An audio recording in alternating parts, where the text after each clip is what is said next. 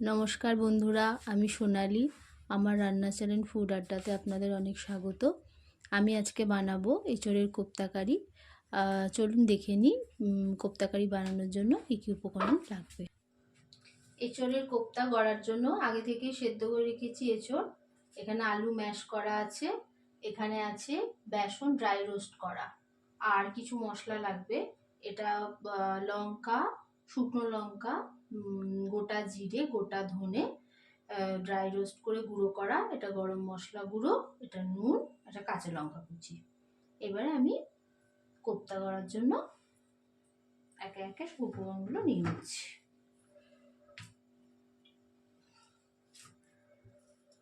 প্রথমে এঁচোড়টাকে ভালো করে মেখে নিতে হবে।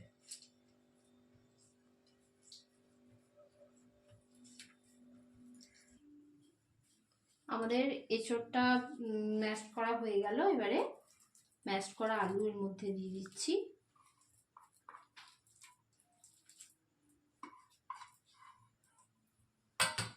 তারপরে একে একে মশলাগুলো দিয়ে দেবো।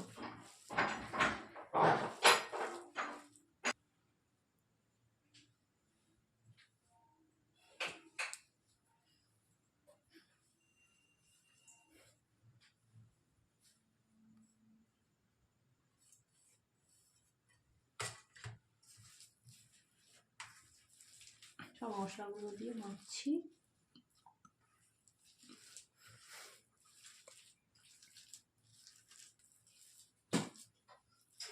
এবারে দিয়ে দিচ্ছি আগে থেকে ড্রাই রোস্ট করা বেসন। এখানে ছাতুও দেওয়া যেতে পারে।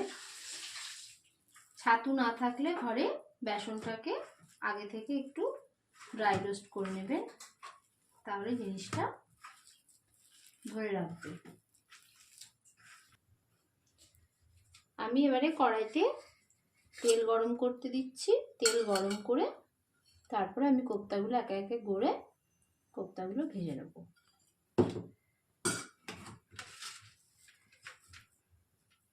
এটা অবশ্যই সর্ষের তেলে করবেন।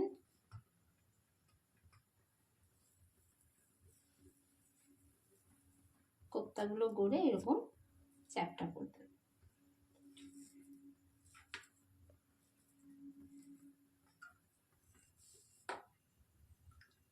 কোপ্তাগুলো গড়া হয়ে গেছে। এইবারে একে একে ভেজে নেব। তেলটাও গরম হয়ে গেছে।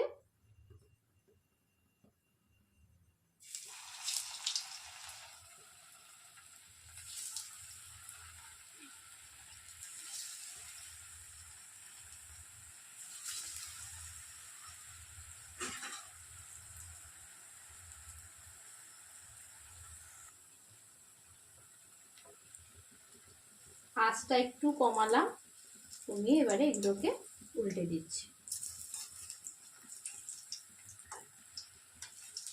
এগুলো এমনি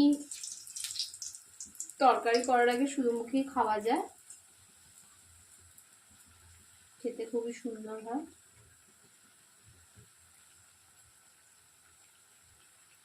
একটু বুঝে ভাজবেন যাতে না ভেঙে যায় কোপ্তাগুলো।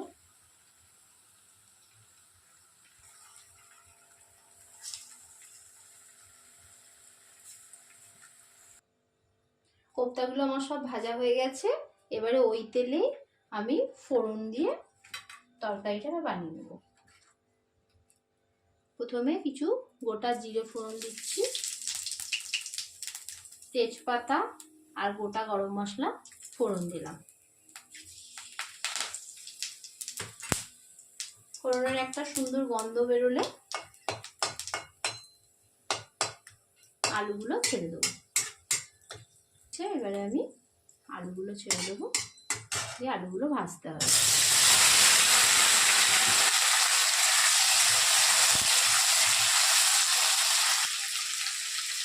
এবারে এর মধ্যে একে একে নুন, হলুদ দিয়ে ভাজতে হবে।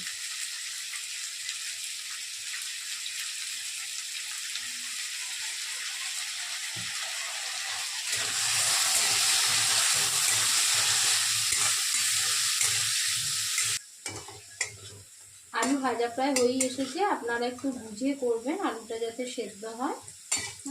এইবারে মশলা এতে দেব। এর মধ্যে আদা বাটা, লঙ্কার গুঁড়ো, কাশ্মীরি লঙ্কার গুঁড়ো, ধনে গুঁড়ো, জিরে গুঁড়ো দিয়ে একটা পেস্ট আমি বানিয়ে রেখেছি। এবারে এর মধ্যে আমি এটা দিয়ে দিচ্ছি, দিয়ে মশলাটাকে ভালো করে কষতে হবে। আমি এটা আলু দিয়ে করছি, আপনারা চাইলে আলু ছাড়াও করতে পারেন, শুধু কোপ্তা করে এরকমভাবে মশলা দিয়ে এরকমভাবে করতে পারেন, কিন্তু আমি আলু দিয়েই করছি এটা। মশলাটা কষা হয়ে এসছে, যে তেল ছাড়লে বুঝতে পারবেন যে মশলাটা কষা হয়ে যাচ্ছে। এবারে আমি এতে জল অ্যাড করব। জলটা একটু বেশি দেবেন, কারণ কোপ্তাগুলো দেওয়াতে জলটা টেনে নেবে, ওই জন্য জলটা একটু বেশি দেবেন। আমি পরিমাণ মতো জল দিচ্ছি।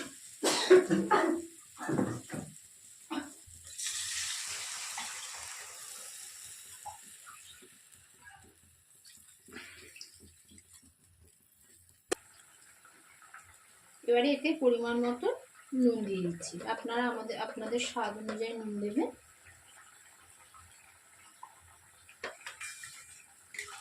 এবারে আস্তে আস্তে আমি কোপ্তাগুলো ছেড়ে দেবো।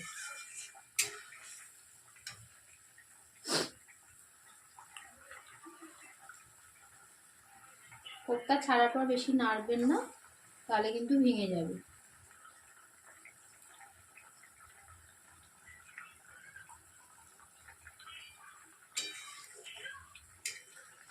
আস্তে করে আলতো হাতে নাড়বেন এরকম ভাবে।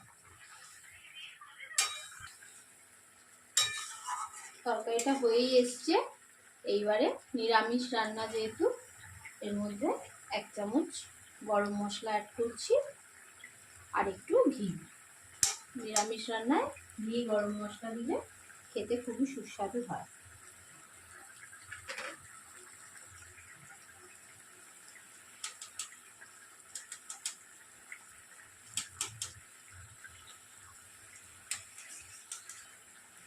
এরপরে গ্যাসটাকে সিমে করে 2 মিনিট চাপা দিয়ে রাখছি,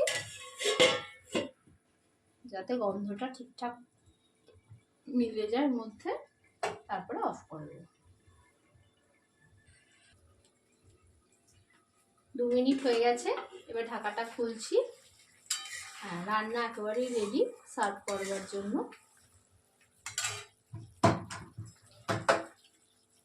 নিরামিষ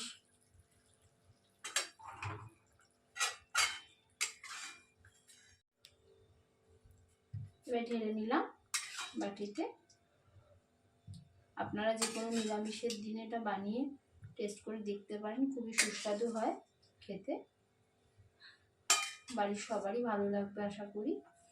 আমার এঁচোড়ের কোপ্তা একদমই রেডি। আপনারা বাড়িতে করে দেখবেন। হ্যাঁ, নিরামিষ দিনে করবেন, সবাইকে খাওয়াবেন, আশা করি সবার ভালোই লাগবে। আমার ভিডিওটা আজকে এখানেই শেষ করলাম। দেখা হবে নেক্সট ভিডিওতে। নমস্কার।